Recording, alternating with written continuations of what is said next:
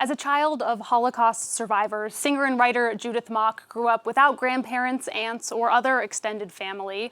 After years of living with that painful past as a shadow, felt through her parents' silences and whispers, she decided to bring it into the light for herself and her family.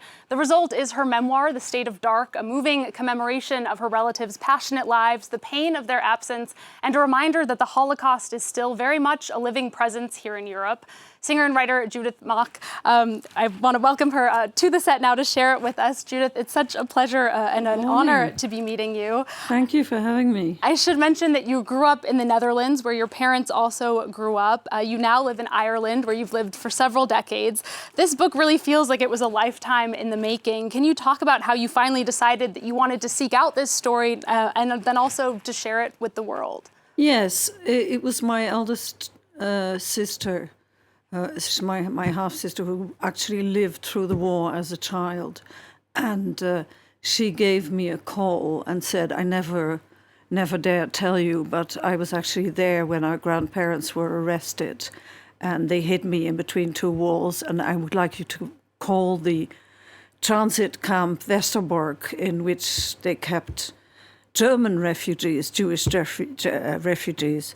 And I want you to check out what happened to our grandparents and our aunt and so on and so on and so on, because she never had the courage to do it. So I rang the camp, which was far from pleasant, obviously, and it was very matter of fact. And they told me when my grandparents had arrived there and my aunt in April 1944.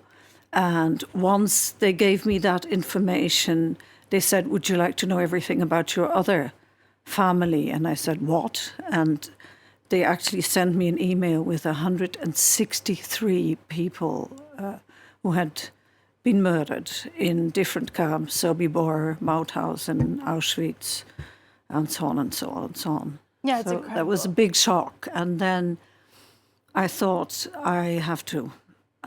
I have to write a testament for my parents and, you know, about the silence and what they didn't tell us and how they protected us and gave us a life after the Second World War. And were your parents still alive at that time? When I started, oh, no, my parents passed a long time ago, 27 and 34 years ago, actually. Because you were able to remember so many things and you recount all these conversations you had with them. Can you maybe talk a little bit about your parents' story and how they met? Because it's an amazing story and it's one of the few sort of positive ones. Yeah, I remember. Well, I'm a writer, so I remember things. I remember conversations. I'm also a musician, and I live on memory. You know, a performer memorizes his music.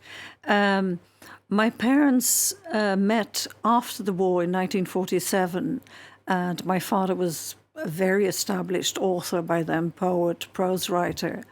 And my mother was still sick because she got very sick in 1944, 90. So she was actually sick when she met my father, and their wedding photograph was taken on a bed. I think we actually have it there. Yes, they just had time to go to the registry office and get married.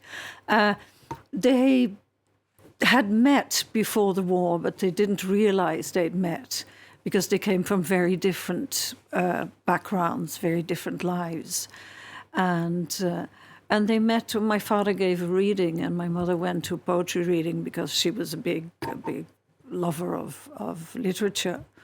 So that's how they met. And then within 6 weeks, my father proposed and they got married. But they were quite old, you know. So that's hence that they've passed away a long time ago.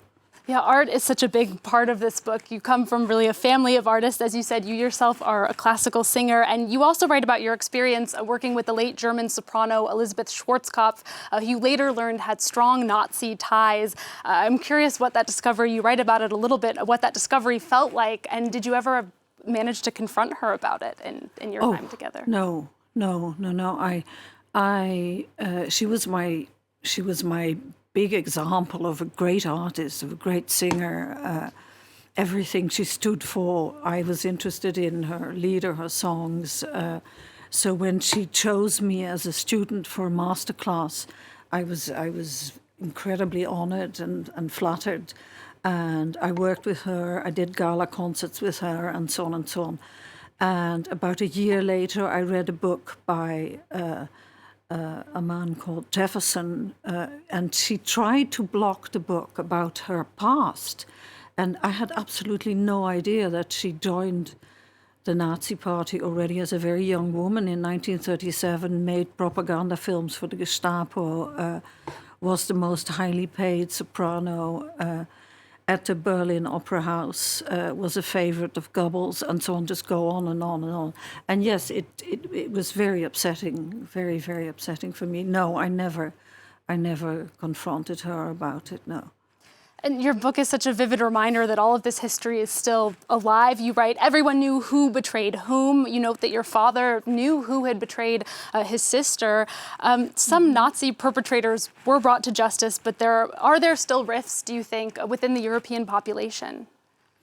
Well, I mean, it's strange to say this. I mean, but the German families and a lot of people, they're a different generation, but I mean, a lot of, IG Farben, who made the gas, whatever, Volkswagen and so on, they're still the same companies. So, I mean, they collaborated, and in Holland as well, I mean, there are families who collaborated, and they just continue having their businesses and live basically unharmed. Well, everybody is harmed in life, of course, but so yes, I'm very well aware of who betrayed and which families and so on.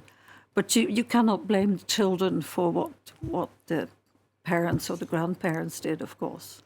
And as you said, this book started with your older half-sister, and I'm curious if she was able to read it, if your daughter was able to read it, and any members of your family, and what it's meant to them. Well, I don't have much family.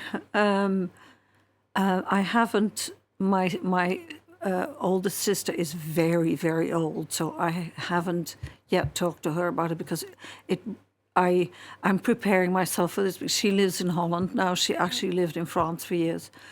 And it's going to be a very emotional exchange, I fear. So I'm kind of preparing myself for this. And yes, hopefully my daughter, I mean, we don't talk it that much, All right. Well, Judith, I'm afraid we're going to have to leave it there. There are so many more things that I want to ask you, but I wish you strength in speaking to your sister about this. And I want to recommend your book.